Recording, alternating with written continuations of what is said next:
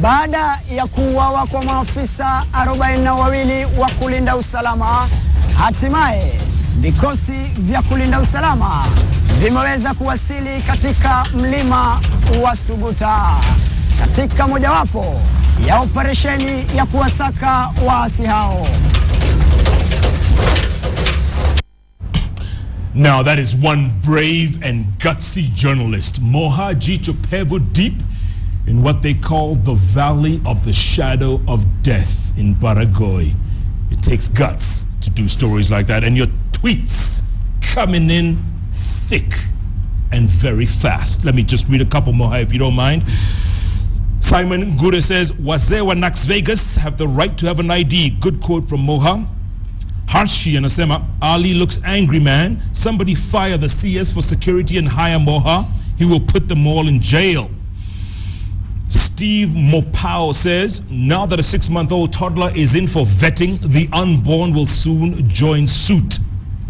And then someone else tweeted in and they said, imagine a government of Mohammed Ali as president, Boniface Mwangi as DP, and John Alanamu as chief of staff. And we give you defense. Defense. Mimi. Yeah. Mambo kwisha. Yeah, the government of the people, by the people. Oh my. That's it. Oh my. Oh my. My God. Tupatie yako, man. You know, because I've given you mine. Tupatie yako ya takriban. Hiyo ni sauti ya mshahara. Tutachanga.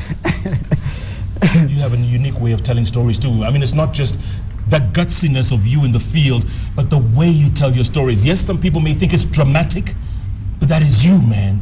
Just believe me, I was watching you when you were with CNN, the Delta story. Yes. I was very young, and I was watching the way you are meeting these guys, you know, riding with a kabot huko katikati ya maji. You know, it was tense. It was very tense. Scary. Yeah. You don't know what will happen to you. When I was growing up, I always wanted to be a good cop, not a bad cop. But I tried. The government will not hire me because of money. They needed a bribe. I tried the military. I didn't have the money that they were asking for. I wanted to serve my country, to protect my people, my country. But apparently, those days you had to bribe to protect your people. And those people who get inside will never protect you. They'll have to recover their bribe. The culture will continue. So they never offered me a chance. And that culture has not ended? It has not ended. Still the same? Still the same. So where are we going with this, Moha? Where is the hope? The hope lies with us.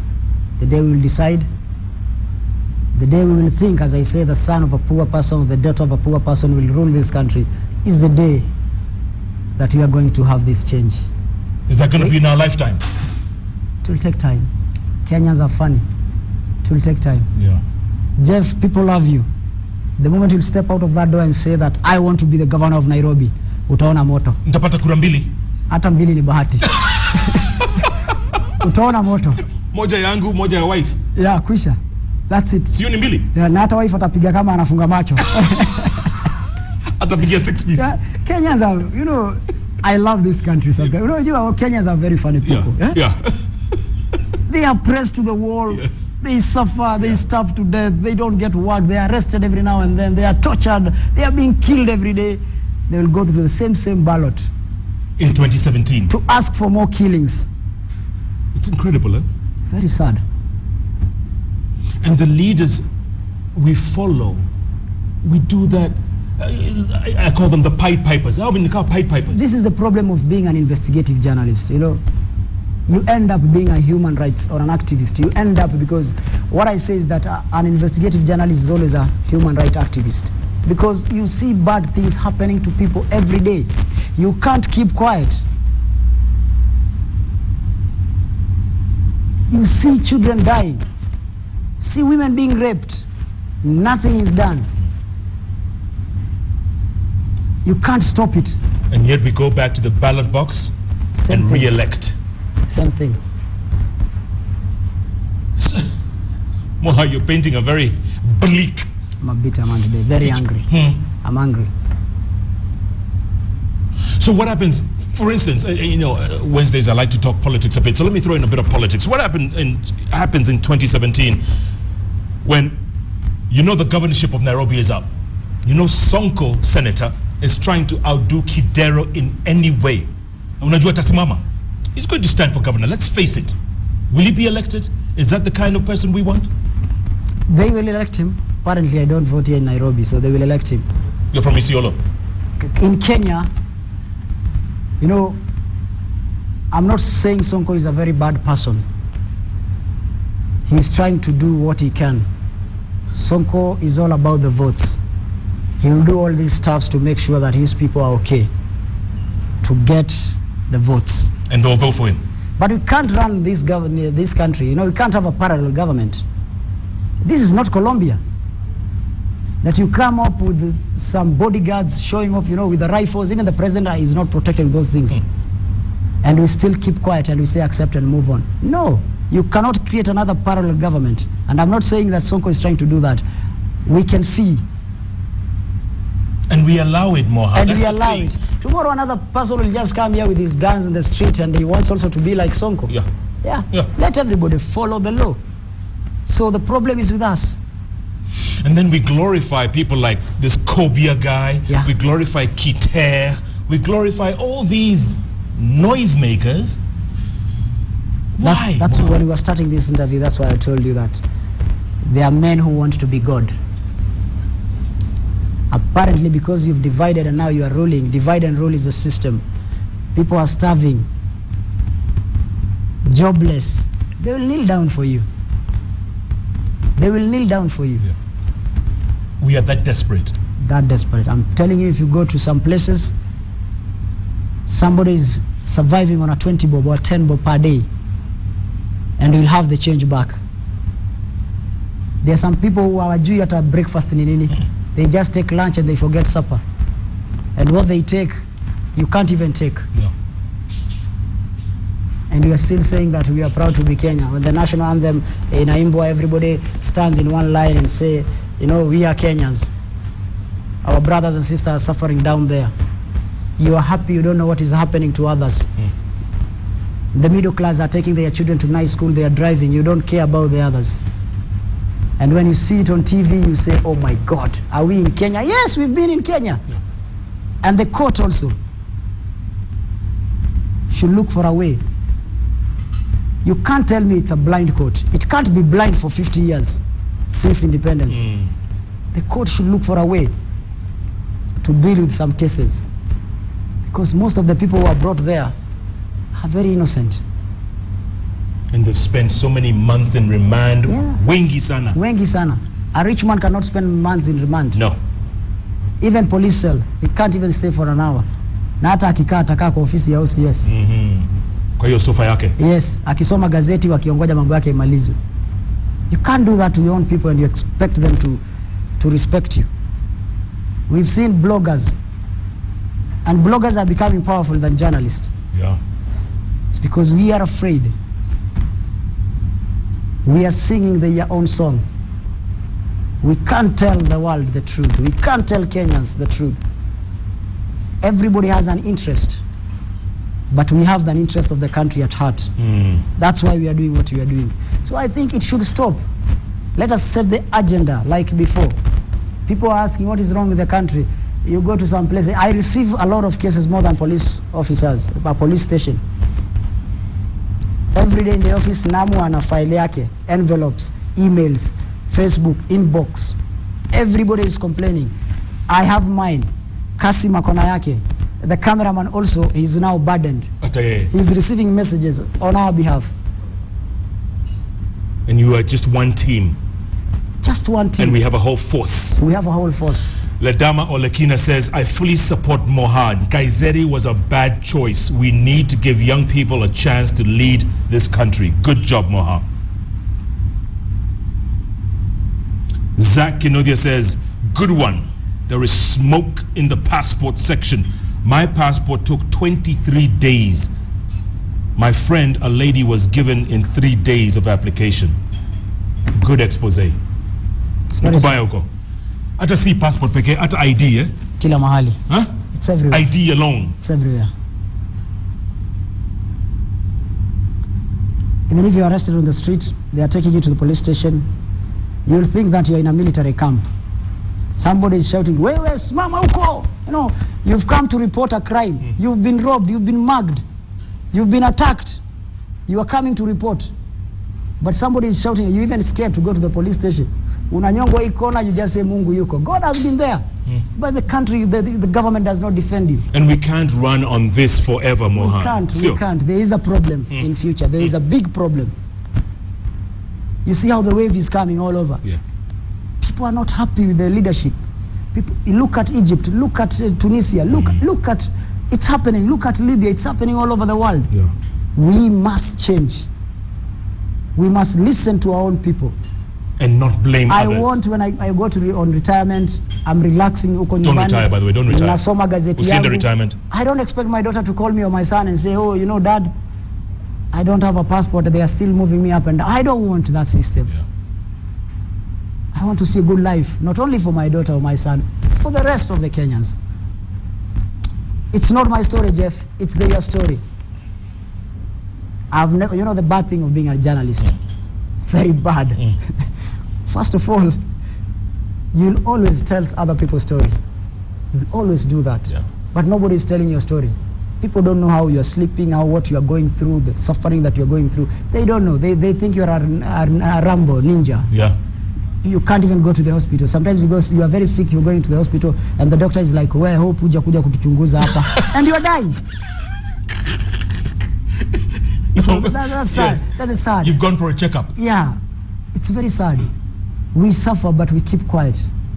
And when politicians see you, do they cross the street? Do they? First of all, I don't do politics in my career. I only do politics during the election because all the desks are disbanded. You know, sports, business. Everybody will come together and everybody will be deployed to different part of the country.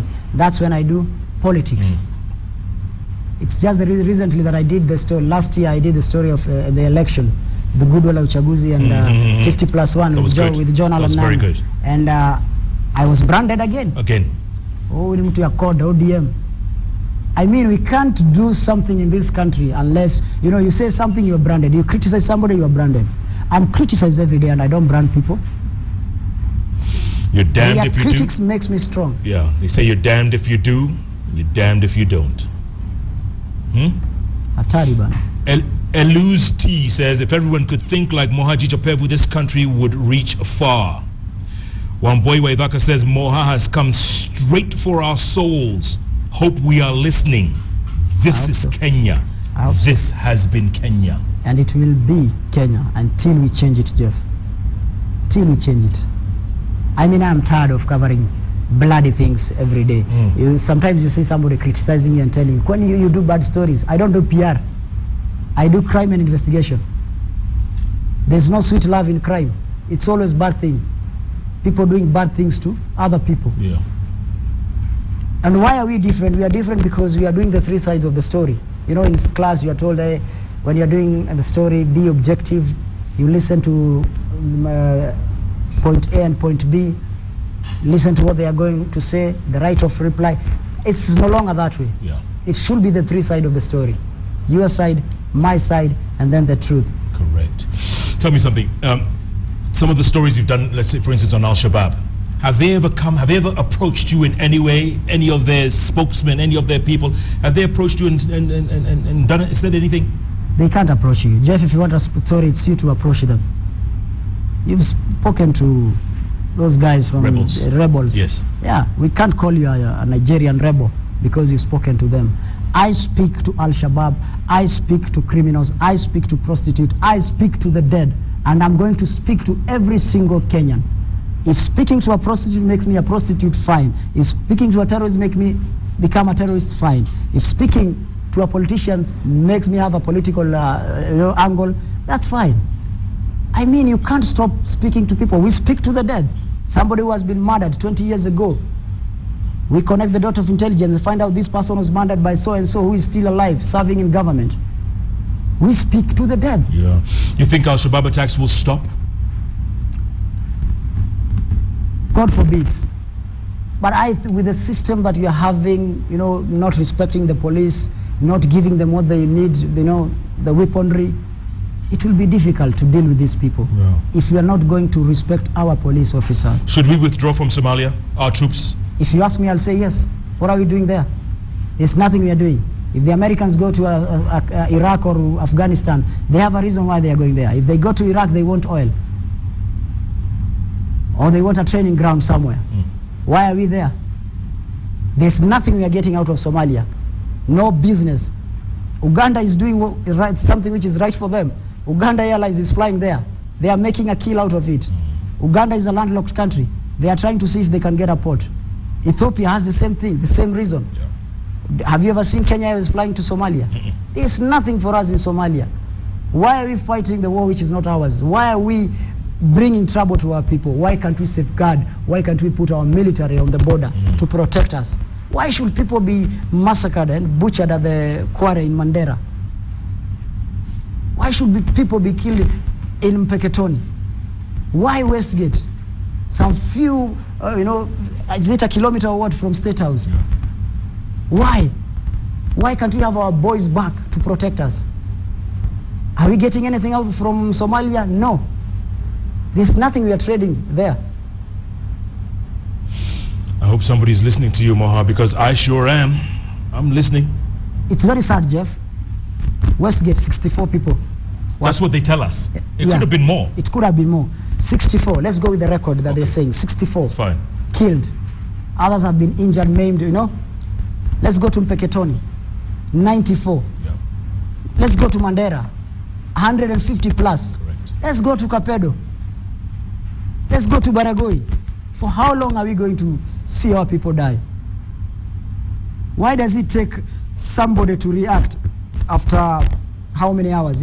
People have been attacked midnight till morning. When I see police saying that they are using choppers to, for surveillance, I keep on laughing every day. You are using a chopper which is not mounted with a gun. So if you see a criminal, what are you going to do? You have a chopper, what are you going to do? It's not mounted with a gun, you can't attack that person, what are you going to do? You can't, the communication is very poor, you can't even communicate. What are you going to do with a chopper? It's very old. The government should stop lying to its people. It should stop. It should invest in security for us to live peacefully. And Kenyans need to speak out more, don't they? Yeah, and they are doing that. Thanks to KOT. KOT, hey, wako active. Wako active sana. They are good people. Good people. Yeah. People are released because of KOT. Correct. If they do something bad to you, KOT work on Twitter. Watapiga kelele mpaka. The Langata. Yes. The country that has reached you are tear gassing your children, your own children, the future of this country. Shame. It's a shame. Then we go round. Yeah. The private developer. We can't name. Can't even name him, and we all know who it is. We all know who it is. I mean, I can't do all the stories. No. I cannot do, the entire bulletin myself every day. Yeah. I'm busy with crime investigation. So you can't expect a Moata to be in tomorrow's bulletin. No. It's the responsibilities of others to tell us who is this person. Yeah. If it's a hotel, a company, whatever, it's registered. Go and find out. If there is somebody who has been given that position as a nominee, you tell us this is a nominee, the other person is the owner. Yeah. Stop beating around the bush. So who's the owner? The owner of what? Weston. Weston. Weston. It's Ruto. Gugu. And Piga Gugu sahi. It's Ruto. Yake. Yeah. Na hiyo parking. Ni ya hiyo tu. Ni ya nani? We must fear God, bana. Yeah. Nobody else. Nobody else. Go to Google. Google will never lie to you. And if you want to see Google. Because Google inasema Weston Hotel belongs to so and so. Yeah. Hiyo ni disclaimer, Moha. Unajua. Okay, in fact. Wacha niweke hiyo disclaimer. Kama unaogopa kusema. Just say according to Google. We give Google the credit. Yes. Yeah. So there's something coming out. Yeah, fine. Will there be more of this? Should there be more of this? Citizens standing up, like people like Irungu Houghton and Boniface Mwangi and all those guys standing up to expose greedy private developers like they did in Langata. It's working, and that's where we are heading. It's really working. There's no power like people's power. What are you working on right now? Well, we don't kiss and tell. But we're working on something. Yeah.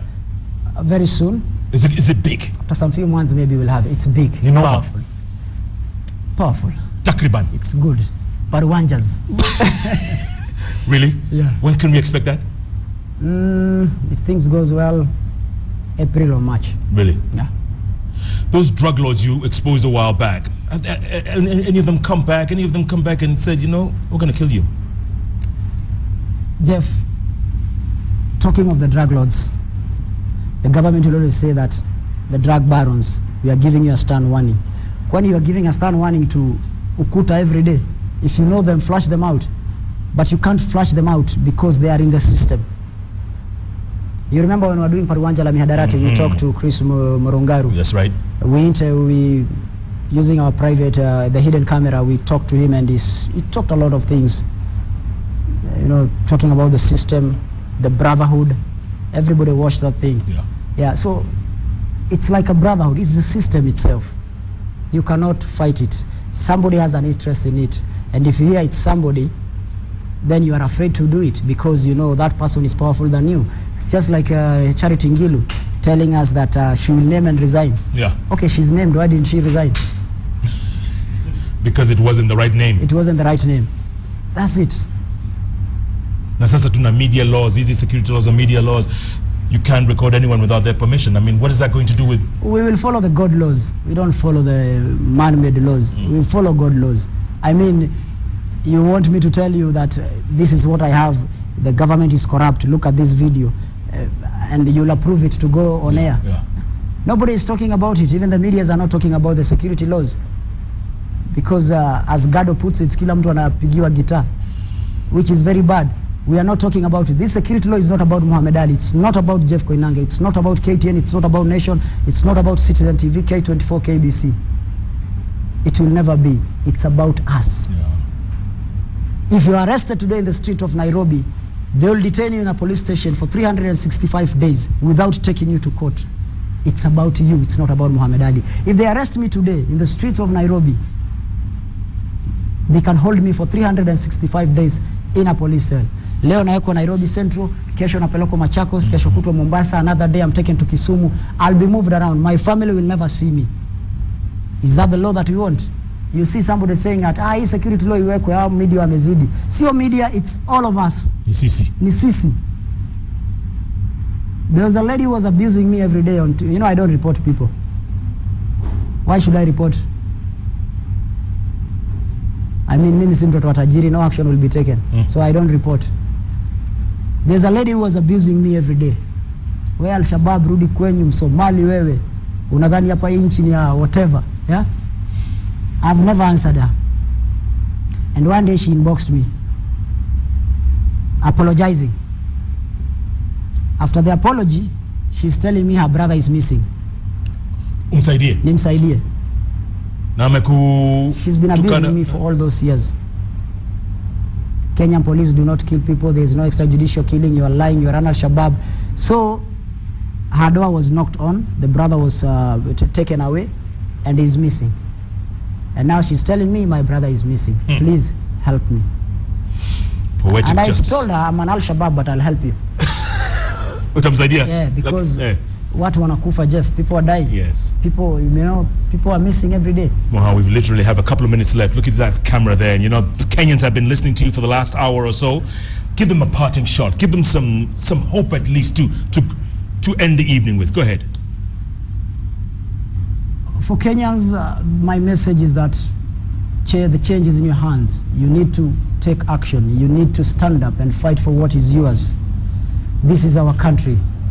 There's nobody else who is going to come from outside to defend us. We need to wake up and defend ourselves to make this country a beautiful and a good country for all of us. And to all the people who are watching right now, mimi nasema asante sana, thank you. Mimi sio mimi bila nyinyi. I love you big time. Thank you for being there for me. We love you too, bro. Keep doing what you do. Asante. You know, Abdul Haq, you know, famous DJ, when you were growing up, you were probably very young. He used to say the words, keep on keeping on. Which year was that? What's the title of your book? We'll talk about that. No, Jeff. Come on, give us a tease. We'll talk about that. We'll talk about Moha. We'll talk about Oh my Moha. soon. Mambo ikienda mzuri tutamaliza. Inshallah. Yeah. Keep doing what you do, man. I mean, Thanks, we need people like you. You make a difference. Believe it or not, if nobody's ever told you, I'm telling you right now on national TV, you make a difference. Keep doing it. Appreciate it. My boys too. John Alanamu, And Kasim Mohammed, Sam, yes. and the team. Yeah. Joe Ageo, the team that oversees the entire thing. Good people. A plus. A little bit of advice that I always tell young folks like you, because you're only 32. I'm a little older than you are. And I always say this every time I watch your piece. And it's fantastic and I applaud you and everything. But I always say, no story is worth dying for. True. That's my 2 bits, my brother. Noted. Moduanyoba. Asante. Mohammed Moha Ali, aka Jicho Pevu. What a guest. What a man. He is, no doubt, the journalist's journalist. Telling the truth like it is, without fear or favor. And he says the bottom line, it's up to you. If not us, then who? If not now, then when? Listen up. Spread the word. Moha has spoken. Tomorrow night, we've got another great show for you. Being Inspiration Thursday, we're going to inspire some young entrepreneurs. There's the Sankalp Awards, and we got the award winner tomorrow night, as well as the organizers of this amazing event, which is making young people very rich and giving them great ideas. Tomorrow night, right here, JKL, 10 p.m. only. Kenya's television network, KTN. Thanks so much for watching. Couldn't read all your tweets, but keep tweeting at Mohajicho Pevu, at Koinange Jeff. The hashtag is simply Jicho Pevu. Thanks for watching. Good night. Good luck. Watu wakalale. Bas. Waende sasa. Waende sasa.